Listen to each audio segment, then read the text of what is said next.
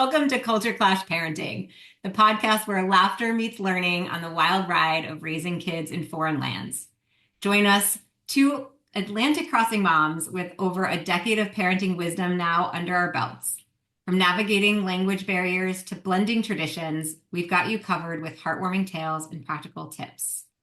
If you're a parent far from home, feeling exhausted from juggling multiple cultures, or maybe you're eyeing that international move but feeling a bit daunted, you're in the right place. We're here to sprinkle some joy, share some laughs, and remind you that you're not alone on this adventure.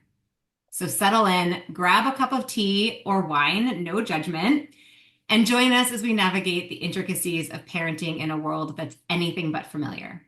Get ready for a dose of empathy, a dash of humor, and a whole lot of love.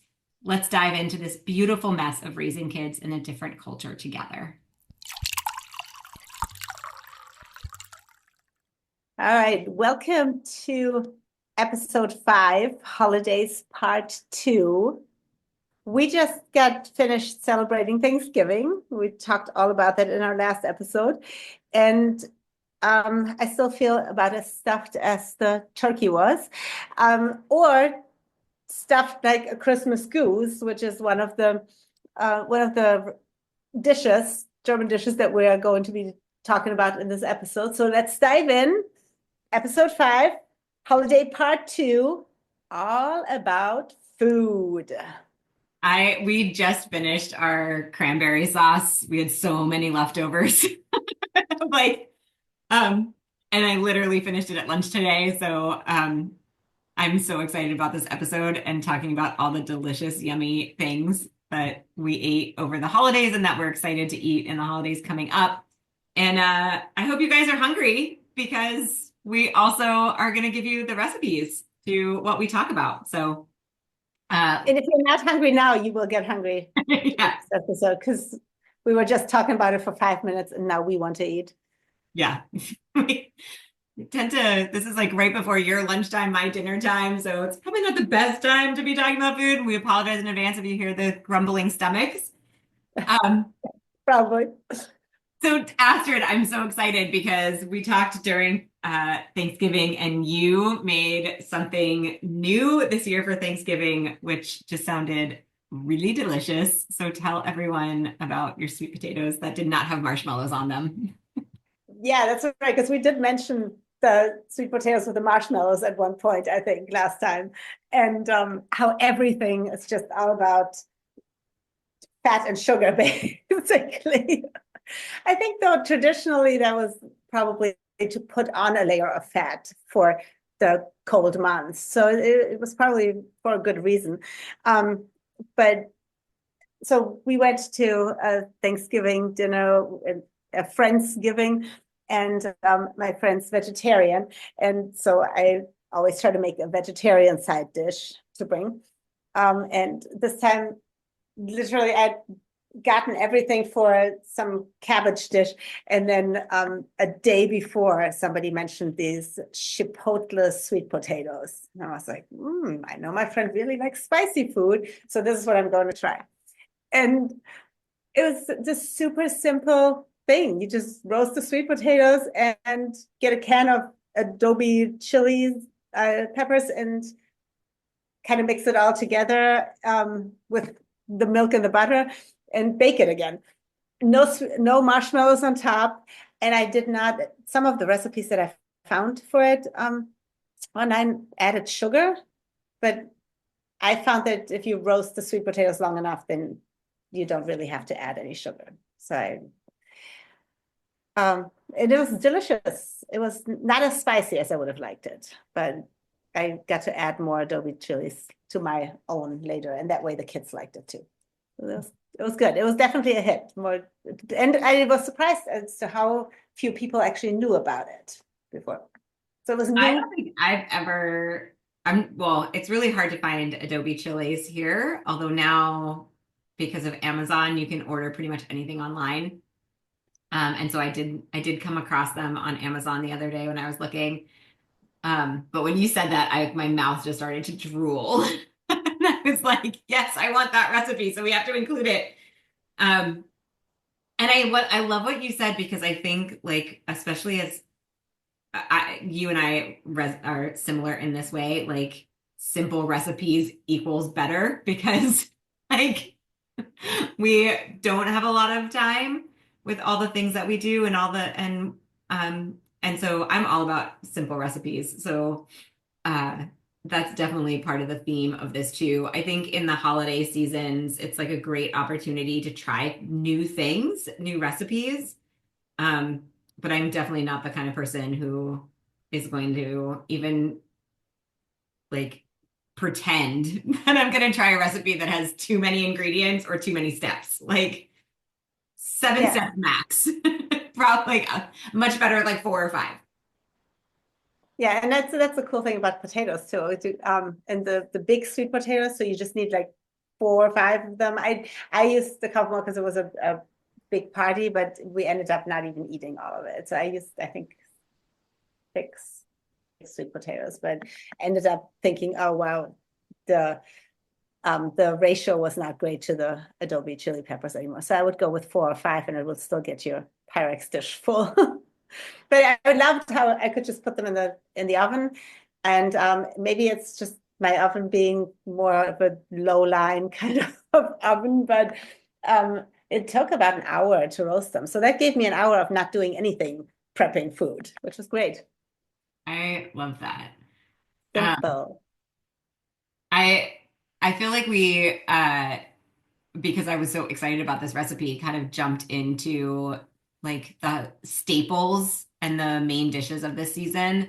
And I love too what you said because I think this also transcends different cultures, but it is about like those sort of because it's winter time, like those warm comfort foods, especially here in the northern hemisphere, for sure. Um, these warm comfort foods that put on that extra layer so that you can be ready for as the cold starts to come in. Um, we did mashed potatoes this year, not sweet potatoes. And I definitely miss the sweet potatoes, so I'm excited to try your recipe. And the thing that I was surprisingly excited for this year was the stuffing. And I say surprisingly excited because um, I feel like stuffing has always in the past just been like something else I put on my plate. And this time, Sean cut the bread. He toasted the bread in the oven and cut it in bigger chunks. And so when I poured the gravy on it, it reminded me more of like biscuits and gravy. There was just more like flavor to each bite. And so yeah, just it was like a great texture and I love the celery cooked in it. And so that was really the side dish that I was like, ooh, I'm glad we have leftovers of those and I'm gonna eat them all by myself. Like nobody else gets these leftovers. No, I So share. Marissa, so stuffing that you put inside the turkey, is it always bread based then? So we don't actually do the stuffing in the turkey. We do the stuffing on the side in a Pyrex. Okay. Mostly because I think we just growing up in my parents, my grandmother and my mom always had their own way of stuffing the turkey with like an apple and a lemon and an onion, and then usually there was like a piece of bread to kind of just keep the moisture in.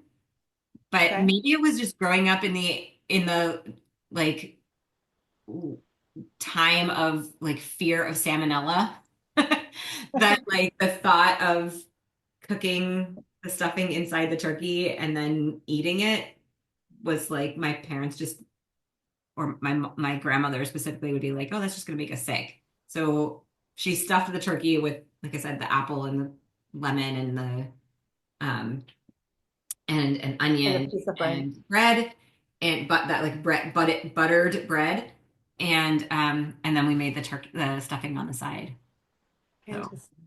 yeah. The only stuffing I've ever made was the box stuffing you could buy. I have to say I never experienced or experimented with the self made stuffing there. It's so Um, easy because it really is just like chopping the vegetables. Um, like you can use croutons or like Sean toasted the bread in the oven beforehand, or you could just toast in a toaster. And then you put everything in a Pyrex dish with some like chicken broth and like he whips an egg into the chicken broth and then just bake it. And it's like done in 20 minutes, 25 minutes. It's like, again, super easy. And most of the stuff that most of the time is just it's in the oven. Like most of the work is you sitting there like waiting for the timer to count down. Wow. And that's my kind of dish generally, but Yeah. it's still bread based though. Like you always put bread in it. Bread Yeah, and vegetables, basically. I think that's just yeah. I don't know the background of if anyone's listening and knows why stuffing is bread based. Um, Except that like I know that my grand and when we buy roast chickens at the marché here, um, they often will have bread inside the cavity. So I think part of it is that like it absorbs the liquid, the like the fats as it's cooking off the and then it keeps the inside moist, which then helps to keep the meat moist. Interesting. Huh. That's my guess is that it has to do with uh, the the moisture, not letting the bird dry out too much. Wow. Yeah, because we don't put any bread into the German equivalent of the American Christmas or Thanksgiving turkey, which is the baked goose. And there's no bread in that, as far as I know. At least my family never put any bread into that. Do you Um, stuff the goose at all? do stuff the goose. What do you stuff it with?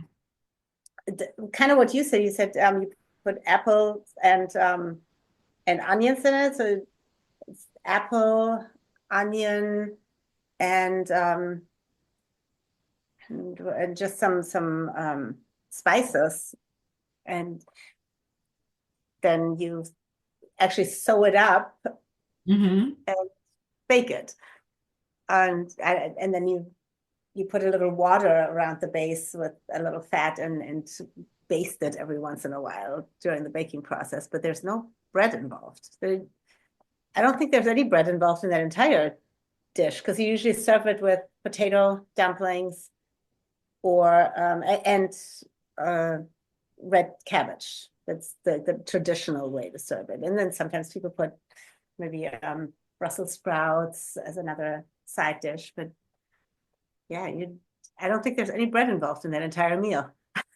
It's so interesting to hear. I hadn't even thought about Brussels sprouts because we don't do it very often here, but that was always a staple of our Thanksgiving. And it was my grandmother loved Brussels sprouts. I mean, she was Belgian. But it's so interesting Well, to oh, say that that's too. So I'm like, somewhere between ironically. Belgium and Germany and France, they were like, we're gonna do Brussels sprouts and we're gonna stuff the turkey with vegetables and spices. And then the French were like, and we're gonna add a baguette. And then my grandmother got all of that in Belgium and brought it here, brought it to the US. And then I brought it back to France. Uh, Um, One of the that's things that when we were making the list of the things that we want that we enjoyed eating in like this season, um, we were joking about how about like all these the sort of the different birds, right? So there's like yeah. the Thanksgiving turkey, and in France they tend to do turkey at Christmas time. You're talking about the goose, and then there's like the Christmas ham, which is not a bird, but another meat for and it's just And a body meat. yeah, it's just it feels really interesting. Like here it's really hard to get turkey at Thanksgiving time because they raise the turkeys for Christmas. So they're just too small All um right. to get at this time of year. You can usually get it and there'll be some people that will, especially now as like more Americans are moving here and they're starting to get into like Thanksgiving, um, like celebrating other cultures and other traditions. You can now kind of get turkeys, but they're not like the giant 20-pound butterball turkeys. They're like 4 or 5 kilos, and you're just like, oh, what a cute little turkey. Like that's not gonna That feed. one I'm going to gobble gobble in 2 seconds. But wait, you Um, can't just stuff it full of hormones and make it grow faster? That's what we do here. maybe they just wait too long. They're too busy stuffing it full of uh of corn to give it a fatty liver so that they can make foie gras out of it because that's the other really big thing here in France is for the season is foie gras.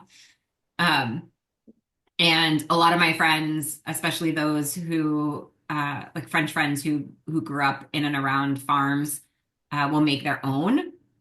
Wow. And um, So they just keep geese around and yeah, or like they'll buy like they know a farm that like has ducks, like they'll make the foie gras from duck.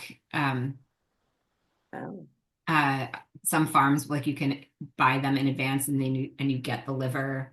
I just met a woman a couple of weeks ago who's a wine, she owns a chateau and she does an exchange with a local farmer. So she gets like the duck with the like fatty liver in exchange for like a couple of cases of wine. And then she makes her own foie gras.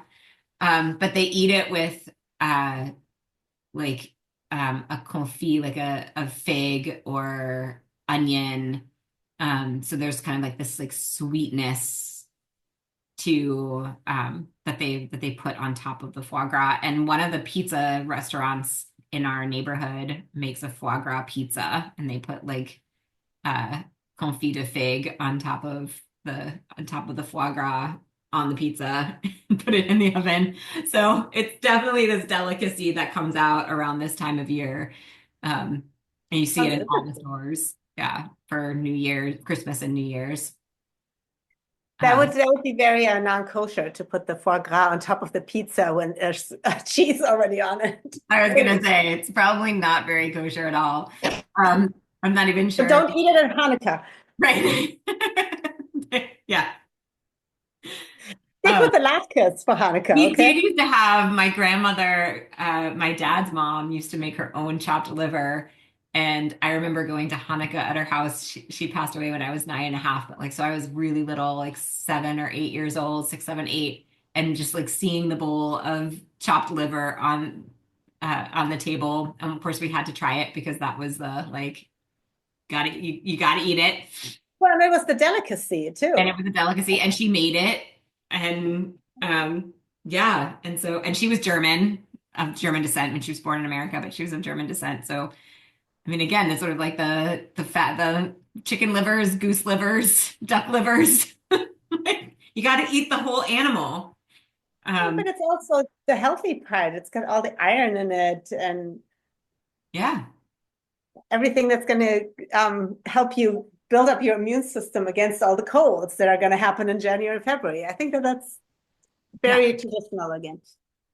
I like that they make it uh palatable though by putting like some sweet jam on top of it. Like we have too many figs from summertime, so we're just gonna make fig jam and put it on top of the confit and put it on top of the Well, liver. I Um, think foie gras tastes delicious without it. it is delicious. I Yeah. may be too German. I don't know. No, my kids used to get it in school, and I remember them coming home like and being like, "Oh, there's pate on the bread at lunchtime." And I was like, "I have no idea how lucky you are." Like, um, yeah, Yeah, and same with like liverwurst. It's eaten all the time in Germany. yeah. No, I don't. I like the fig idea though too. The confit. I feel like it's similar to like what we were talking about last time too with like the lingonberry cranberry sauce, right? It's like having that savory with a little bit of sweet and the tartness like does bring out other flavors that you wouldn't necessarily notice. Like even like foie gras, if I don't have it with that stuff, it's like you can tell there's definitely still a flavor to it that um that is different than when you add the sweetness. Like there's a little bit of like liverness, if that makes sense, that disappears when you add the sweetness to it. Um, yeah.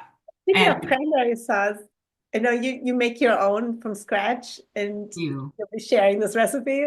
But I had for the very first time this year a cranberry horseradish dip instead of the traditional cranberry sauce.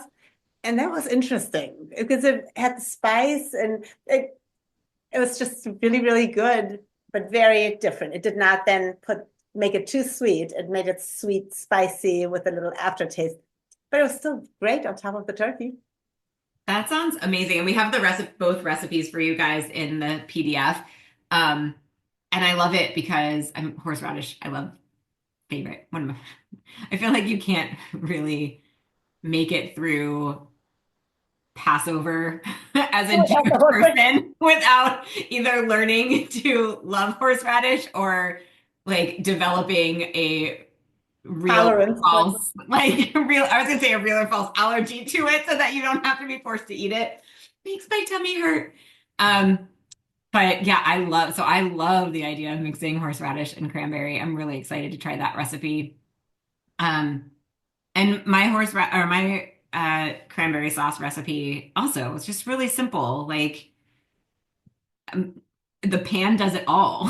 You just throw things into the pot and then like you just let it reduce and like easy peasy. You go about your things while go about everything else you need to do while it's cooking. So Yeah, we've got all those recipes for you guys.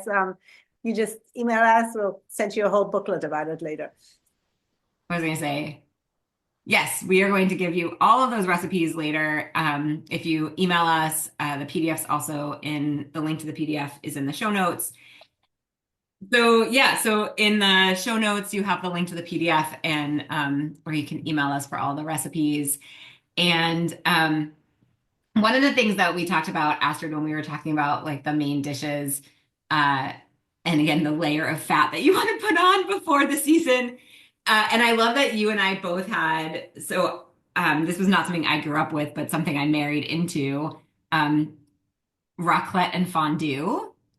Yeah. Like we were talking about the turkey and talking about cranberry sauce and foie gras and the whole bird. And in these mountain towns, like bring on the cheese. Yep. And yeah, and so I love that was something that we learned about each other when we were preparing for this episode that like we both had some kind of cheese, whether it was raclette or fondue, as like a Christmas Eve or New Year's Eve uh delicacy as well. Well, in the fondue, you can do chocolate, cheese, or meat. And my family always did the meat fondue because one was a Christmas thing. So either you had meat fondue on Christmas Eve and then raclette on New Year's Eve, which is always cheese based, or or vice versa. But you didn't do cheese on both because it was only a week apart. And after raclette, I, you're about as stuffed as after a Thanksgiving dinner because it's just these little personal pans you put under a broiler that's sitting in the middle of the table, and you put vegetables or cured meats and cheese on top, put it under the broiler, and then add potatoes and bread with it. Again, now there's bread involved. Right. But We it's a long drawn out family meal. You definitely eat too much. Um, and it's really fatty again to put on a layer of fat. So it's only in the winter. And raclette cheese is also only sold in certain months of the year, I think. I yeah. don't think you can find it in the summer. I've never seen it anywhere. I think I lucked out uh marrying into the family so that I was already able to drink wine because one of the things that I learned was that when you drink white wine with the melted cheese, because both raclette and fondue are so raclette is the word raclette comes from means to scrape. So you're melting the cheese and in the traditional way, it's like you cut the cheese wheel in half and you have like fire going. This is the Swiss way. Like you put like this sort of like heater on the cheese wheel, and then you scrape it off the cheese wheel as it melts onto your plate.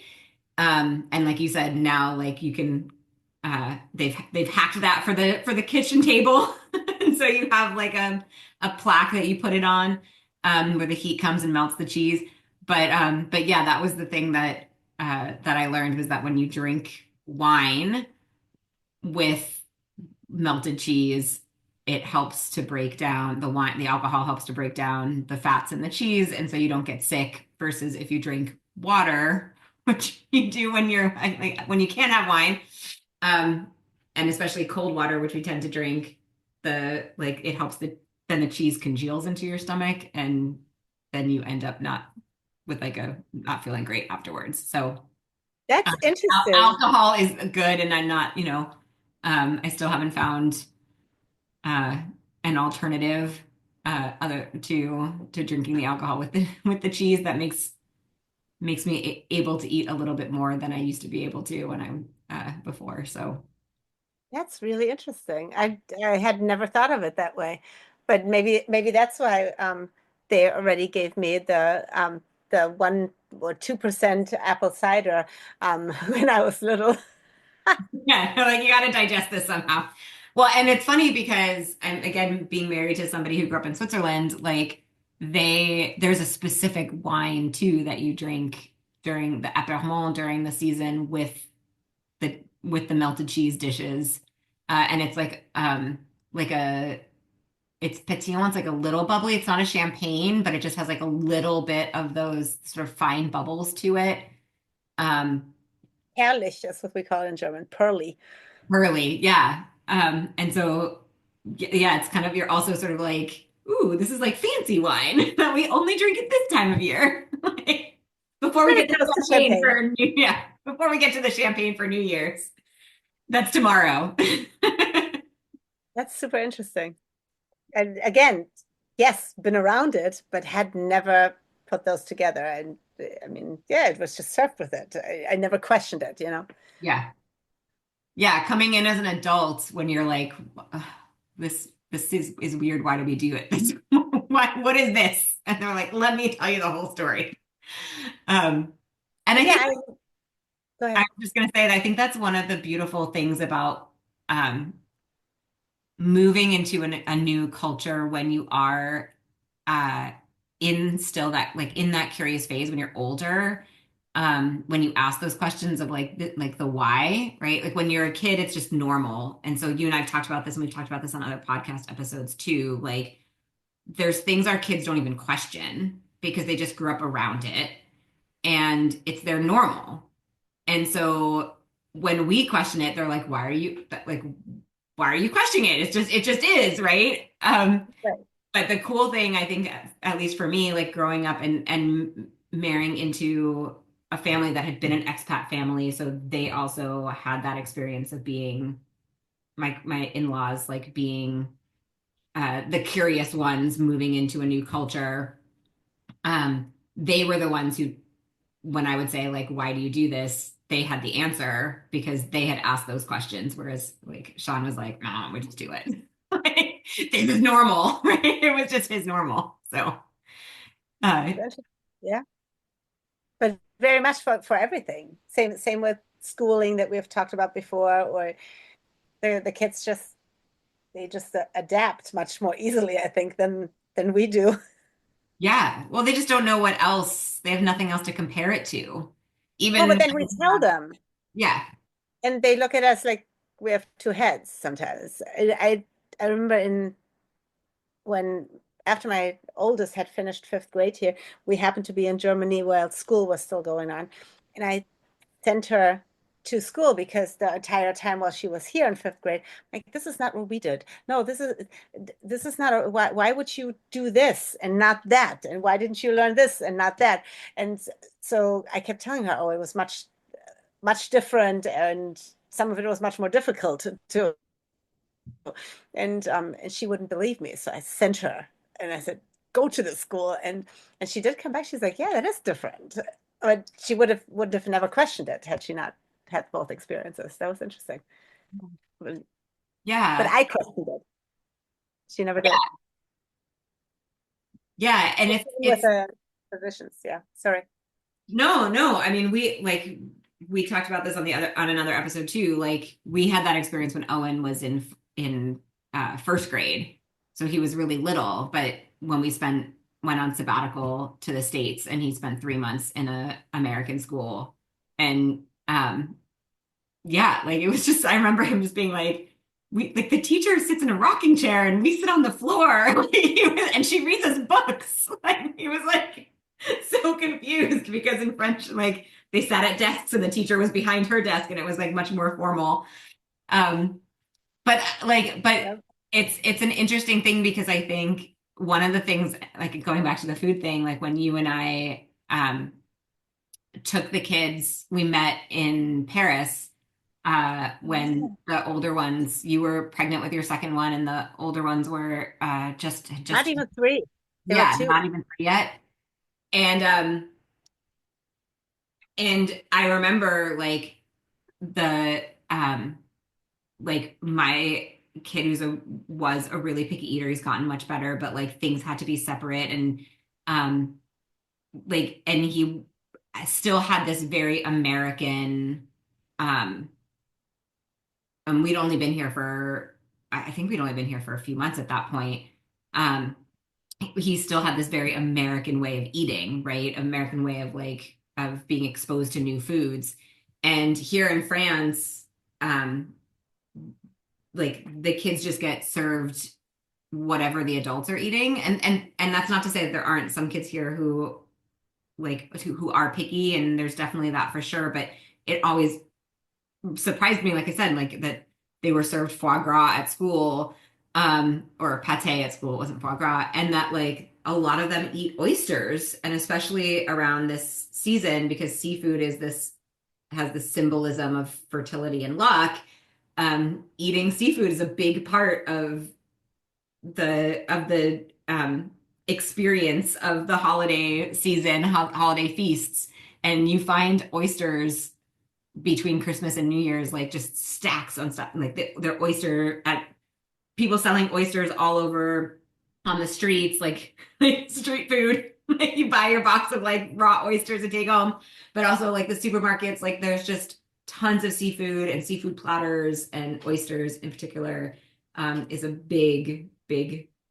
We don't have any recipes for you, so, like but that was to me very surprising because it's not something I grew up with, but is really a big part of the culture here. And then you said it was like something that you guys had in Germany too, like seafood and around New Year's.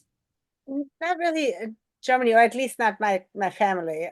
But here I know plenty of people who will Oh, sorry. have crab legs for New Year's. It was, and the supermarkets always have specials coming up for Christmas and New Year's for crab legs for some reason. Um, but then I think you were the one who mentioned to me that crabs or lobsters is actually unlucky to eat.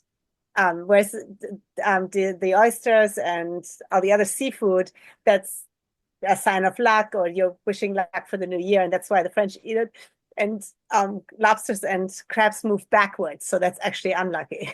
Oh yeah, it was while we were Googling it because we were like, why? Like why seafood? And so we were like, oh yeah, okay, fertility and luck. And then we're like, oh, but not lobster. So thank you. So maybe Wikipedia is wrong. If you eat crab legs for luck in the new year, I don't trust everything that I read on the internet, but the internet did say specifically lobster, that because it moves backwards, it is not always viewed as something lucky. But yeah, this is the fun part about about this podcast because like oh like I don't know why they do that. Let's Google it. Let's find out. Right, and we Googled Definitely. that. Yeah. And so if you traditionally eat crab legs at New Year's and you have not been unlucky, then please go ahead and keep doing it. If you want to make really sure, we also learned during preparing for this podcast that black-eyed peas are supposed to be a lucky sign for the New Year's. So we're gonna try some more of those recipes, but I did actually try that last year, and we'll add you a link to that one as well. Yeah. Um, yeah, that's right. It wasn't something from Germany, but something from here. Yeah, I think it's like there are all these superstitions, right? And it's and traditions. And And they're often linked very closely, the yeah. superstitions and the traditions. Because in Germany for New Year's, they do a thing, and I think it's gotten less because lead is so said to be so dangerous. But we used to do this thing called lead pouring as a tradition uh, after dinner. So it was I think it was you poured hot lead, and now they use a different metal, into a bowl of water, and it creates a shape as it congeals again. And then you read that shape, almost like Turkish coffee, where you read the bottom of the coffee, like as a to see what the new year brings for you. Oh, I love that. That's really cool. Yeah, I remember doing that a lot as a kid. And then Um, the fireworks on New Year's. That's to scare away bad spirits. So again, superstition and tradition goes closely together. And we're going to be talking about traditions in our next episode, right? yeah, So we'll stick with food now. I'm hungry. yeah. I'm hungry. Well, we talked a lot about the savory, and no episode about food for us would be complete without talking about the sweets, because that's really where we spend our time. Um, Chocolate? No. no, I remember when they first started spreading, the news first came out, the studies first came out about like the health benefits of chocolate, and you and I were like, "Did you see that one? No, but did you see this one? Yes, we can Yes. use the chocolate, but only the dark chocolate." Um, Basically, if we can find any health benefits to chocolate or red wine, we're yeah. good. So chocolate, I mean, that's exactly what we were going to talk about too. Like around the holidays, like it is such a tradition to give chocolates to other people and to receive chocolates and eat them. And here, a lot of the chocolates are filled with liquor, often wine, um, different spirits. Moncherie. Yeah, Moncherie gets sold. Cointreau, cognac, like pretty much like Sean actually bought some to give to the administrators in his department as a thank you gift for the end of the year. And so, yeah, like chocolate is a big thing. And we were talking about the different holidays that have incorporated chocolate. So, like in Hanukkah, we do like the Hanukkah gelt, the chocolate coins that you bet with when you play dreidel. The advent calendars here, like I feel like every chocolate company here has an advent calendar with 24 days of chocolate, um, Yep. where you have to buy one for each kid because otherwise they're going to fight over like the chocolate pieces. Um, and then I was telling you about Escalade, which is a Swiss holiday, as and specifically in Geneva, and they make it's a story of like the city was being invaded, and this woman.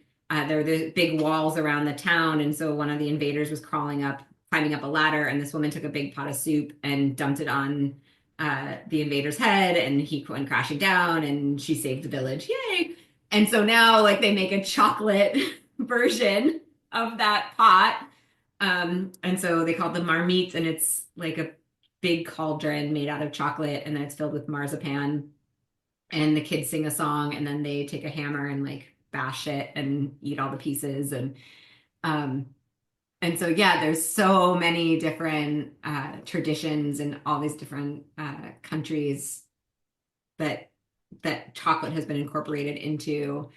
Um, and so it's also our favorite time of year for that reason. Because there's lots of different chocolates to try. Okay, what you guys did not see was when Marissa was just recounting the story of Escalade, was where she was literally leaning forward as she is pouring this imaginative pot over the invaders, and then she throws up her hands and goes, "Yay!"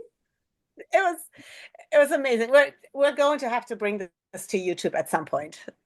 Yes, it's good that we're recording a video version of this. Maybe they'll maybe we'll have to put that aside as a short. I do Yeah, teach yoga. if you guys want to see it as a video sometime, you're gonna have to put it in the show notes, and we'll make you a video. All right, It was I'm totally going to share that in the show notes. I do, yes, I teach kids yoga, and I do get very excited about telling stories. it was cute. It was very cute. Um, and we were talking about the wine too, and one of my favorite things is here they call it vin chaud, uh, In Germany, we call it Glühwein, or in the United States, they're coming around to it. It's called mulled wine here, Yeah. but they always in the States somehow they have an alcoholic and a non-alcoholic version usually of mulled wine when they offer it out in public. In Germany, they have an alcoholic version and an extra alcoholic version. I was gonna Like say in France too, they're like, I don't know what that.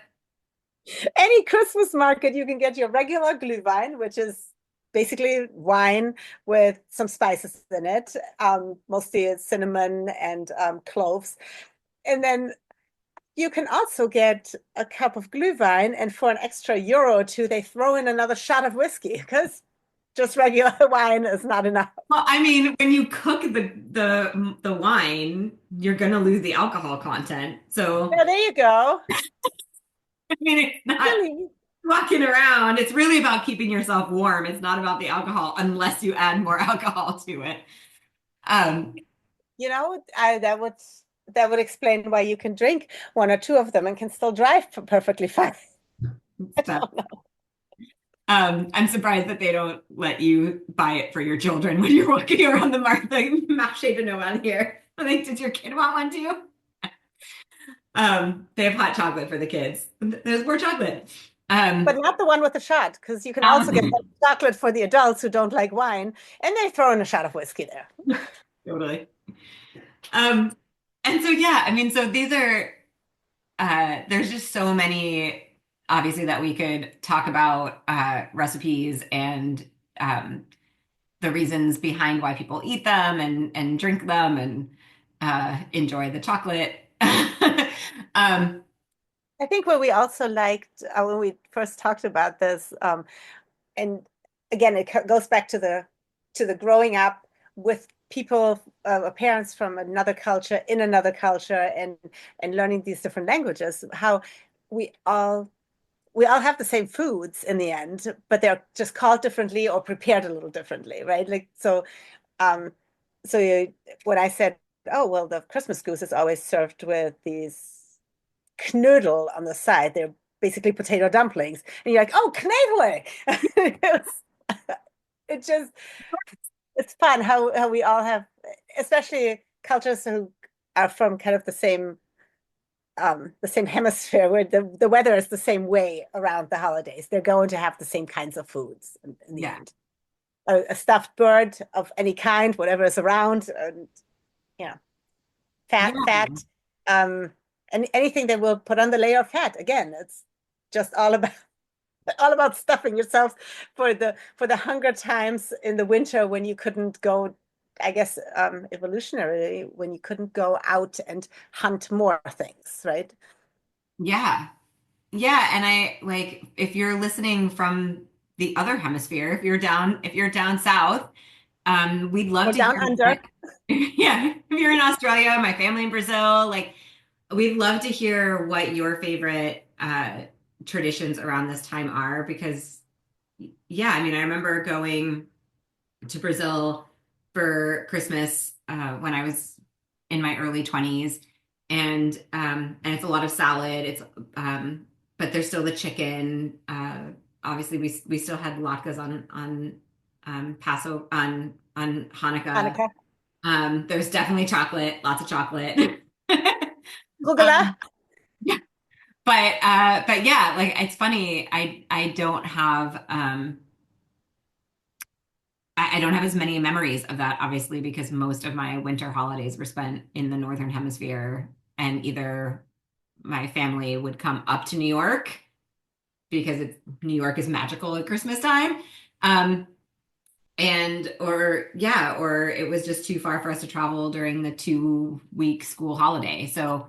Um, so I would love to hear your traditions Yeah, and send us your recipes. your recipes. And I love this idea, Astrid, of like continuing um this cookbook and kind of making it a global cookbook. So we're starting with our recipes, but like if you send in your recipe, like let us know if you're okay with us sharing it, and we will add it into our PDF and continue to make this like a living, breathing document. Oh, I would love that. That sounds like a great idea. Send us your recipe and the country you're sending it from. Yeah. Yeah. And any memories of like traditions or um or memories you have with the specific food in like we would love to hear that too and create some stories to go along with the recipes as well. You can send us an email. We're at cultureclashparenting@gmail.com. And yeah, like, follow, subscribe, reach out to us on Instagram, and we will see you on the next episode. Bon appetit And happy holidays. Happy and happy cooking. holidays. Bye. Bye.